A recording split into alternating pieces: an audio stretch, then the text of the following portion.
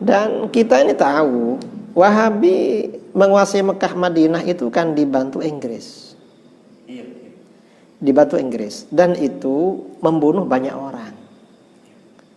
Raja Abdul Aziz dan tentaranya ini membunuh umat Islam di Mekah Madinah.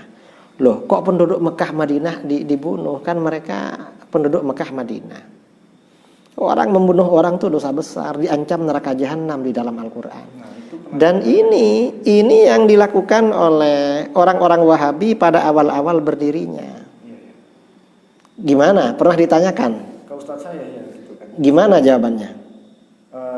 Ustadz, dulu waktu Arab Saudi berdiri, kenapa kok ada pertumpahan darah di Mekah? Waktu itu saya tanya. Mereka jawab, Ustadz saya jawab, yang dibunuh itu orang-orang penyembah kuburan, makanya mereka layak dibunuh. Nggak layak dibiarkan hidup. Begitu. Di Mekah Madinah itu tidak ada penyembahan kuburan, nggak ada. Itu Ustadz itu berbohong itu. Itu fitnah kepada umat Islam. Nggak ada di dalam sejarah bahwa penduduk Mekah Madinah menyembah kuburan, tidak ada, nggak ada. Terakhir gini Kiai, Ustadz kami itu sering menjadikan ini sebagai hujah mereka, dalil mereka, bahwa Ka'bah, Mekah, Madinah, dua kota suci ini berada di tangan kendalinya Wahabi. Ya, Salafi begitu. Dan ini menurut Ustadz kami itu jadi dalil tak terbantahkan bahwa Salafi adalah kelompok firqah an-najiyah, kelompok yang benar, kelompok yang diridhoi oleh Allah Subhanahu wa taala. Ini termasuk dalil yang lucu. Dalil yang lucu. Iya. Saya termasuk yang terbius waktu itu Kiai. Waktu itu. Iya, waktu itu kan saya tanya, kenapa harus Salafi? Pernah waktu itu saya semester 2 tanya ke Ustadz saya di Jogja, di UGM, kenapa harus milih Salafi? Dia jawabnya begini, coba antum melihat yang menguasai Makkah Madinah siapa? Yang menguasai Ka'bah siapa? Salafi kan? Ya itu berarti tanda bahwa kita ini Salafi adalah kelompok yang diridhoi Allah, yang benar. Begitu ya. Ini dalil lucu. Dalil paling lucu di seluruh dunia. Dalil paling lucu. Ya, mengapa? Nggak ada dalil kebenaran itu. Di antara dalil kebenaran adalah menguasai Mekah Madinah. Nggak ada begitu. Mengapa sebelum Islam datang, Mekah ini dikuasai oleh orang-orang musyrik? Jumlah berhala di sekitar Ka'bah itu 300 lebih, 360. Kalau ini dijadikan ukuran menguasai Mekah ini kebenaran, berarti berhala pernah benar dulu. Ini sebelum Islam. Setelah Islam, pada abad ketiga keempat Hijriah, Mekah ini pernah dikuasai orang-orang Syiah Qaramitah, kebatinan. Sampai-sampai Hajar Aswad dibawa lari oleh orang Syiah ke Ahsa. Kalau logika Wahabi tadi dibenarkan, sementara Wahabi kan getol mengkafirkan Syiah, betul? Iya, benar sekali. Berarti Syiah pernah benar. Pernah benar. Dan ini jelas tidak benar. Mengapa? Di akhir zaman ini, di dalam hadis-hadis, ya, di dalam hadis-hadis sahih, di akhir zaman, ketika terjadi fitnah, justru yang dipuji oleh baginda Rasulullah SAW adalah negeri Syam. Penduduk Syam. Bukan penguasa Mekah, bukan penguasa Madinah. Karenanya Nabi Isa alaihissalam turunnya di Damaskus, di Syria. Dan di akhir zaman memang seperti itu. Dalam hadis-hadis sahih, misalnya ada hadis ya, Rasulullah SAW bersabda, innal iman idza waqa'atil fitan bisyam. Keimanan artinya keimanan yang sahih, yang kuat, yang benar. Ketika fitnah-fitnah ini melanda, umat Islam banyak dilanda fitnah. Keimanan yang benar itu adalah di Syam. Syam ini mencakup beberapa negara. Syria, Yordania, Palestina, Lebanon. Dan di daerah-daerah ini yang banyak ulama-ulama sufi, para sufi yang ada di negeri-negeri ini, bukan Wahabi. Jadi ini sangat salah. Jadi negeri Syam ini yang memang menjadi menjadi tempat para pejuang di akhir zaman. Dan hadis-hadisnya banyak sekali. Sampai banyak ya para ulama yang menulis kitab-kitab hadis tentang keutamaan Syam. Tentang keutamaan Syam ya. Dan sebagian kitab-kitab tersebut ditahqiq oleh Syekh Al-Albani. Ada kitab namanya Fadailus Syam wa Dimashq, karangan Imam Ar-Rabai. Karangan Imam Ar-Rabai itu ditahqiq oleh Syekh Al-Albani. Kemudian Syekh Ibnu Taimiyah juga punya tulisan berjudul Manaqibus Syam wa Ahli. Biografi kebaikan orang-orang Syam dan penduduk Syam.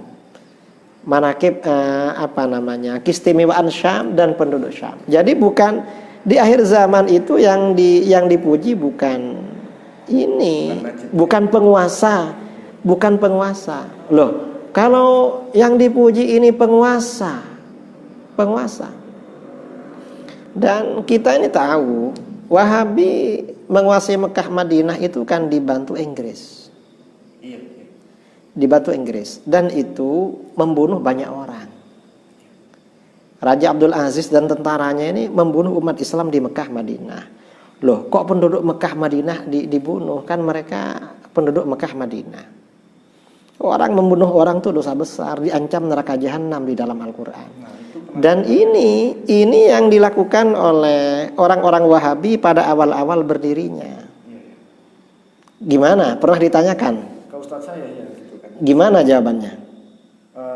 Ustadz, dulu waktu Arab Saudi berdiri, kenapa kok ada pertumpahan darah di Mekah? Waktu itu saya tanya. Ustadz saya jawab, yang dibunuh itu orang-orang penyembah kuburan, makanya mereka layak dibunuh, nggak layak dibiarkan hidup. Begitu. Di Mekah Madinah itu tidak ada penyembahan kuburan, nggak ada. Itu Ustadz itu berbohong itu fitnah kepada umat Islam. Gak ada di dalam sejarah bahwa penduduk Mekah Madinah menyembah kuburan, tidak ada, gak ada. Dan ini memang seperti disampaikan dalam dialog tadi malam, di antara keutamaan umat Islam, wa tu'minuna billah, kalian senantiasa beriman kepada Allah. Artinya karakter umat Islam ini memang beriman, bukan syirik. Karenanya baginda Rasulullah SAW memberikan garansi umatnya tidak akan syirik. Dalam hadis Bukhari Muslim dari Uqbah bin Amir Al-Badri radhiyallahu an, Rasulullah SAW bersabda, "Inni lastu akhsha 'alaikum an tusyriku ba'di." Sesungguhnya aku tidak khawatir pada kalian akan syirik sepeninggalku. Rasulullah gak mengkhawatirkan umatnya akan syirik. Gak mengkhawatirkan. Gak ada kekhawatiran syirik. Wa innama akhsha 'alaikumud dunya an tanafasu fiha. Sebenarnya yang aku khawatirkan pada kalian adalah dunia. Kalian berlomba-lomba dunia. Artinya apa? Kerajaan Saudi Arabia berdiri itu semata-mata untuk mencari kekuasaan, bukan karena syirik. Gak ada syirik. Kalau memang ada, buktinya mana? Gak ada. Itu hanya klaim ya dari pendiri Wahabi Muhammad bin Abdul Wahab An-Najdi yang bilang syirik-syirik. Gak ada. Dan yang disyirik-syirikan oleh siapa? Muhammad bin Abdul Wahab An-Najdi ini penduduk Mekah, penduduk Madinah. Loh, ini gimana nih? Penduduk tanah suci. Dan ini kalau begitu berarti Ustadz ini memang sesuai dengan hadis Rasulullah SAW. Artinya apa? Orang yang suka mengkafirkan itu di akhir zaman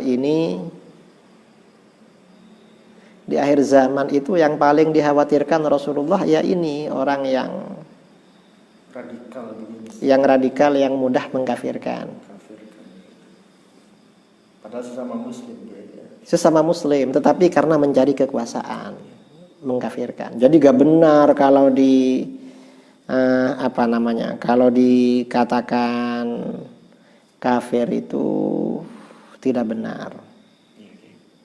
Jadi di dalam hadis ya,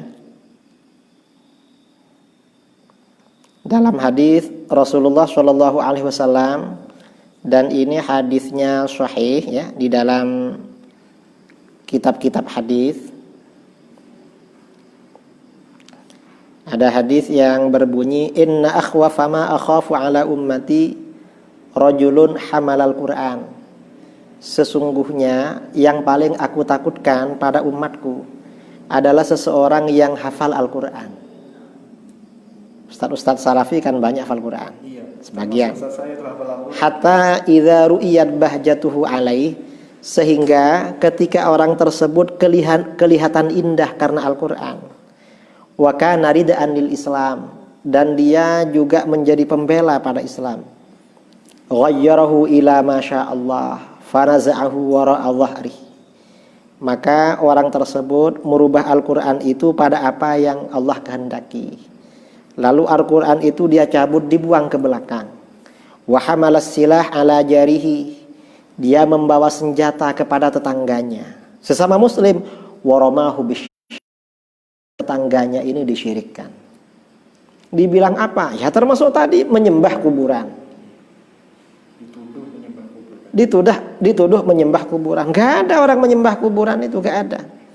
Saya ini sering ya, kawan-kawan yang terpengaruh Salafi itu bilang, kita ini ke kuburan baca Quran, baca. Enggak Gus, kadang-kadang di kuburan menyembah. Loh, saya ini sering ziarah kubur, gak pernah menjumpai orang Salafi, gak pernah ziarah kubur, lalu bilang ada yang menyembah. Ini artinya mereka akan bohong kan? Ustadz Salafi itu banyak bohongnya. Banyak bohongnya. Rasulullah SAW ditanya tentang ini orang yang baca Qur'annya bagus, indah karena Al-Quran, tetapi isi Al-Quran dia rubah.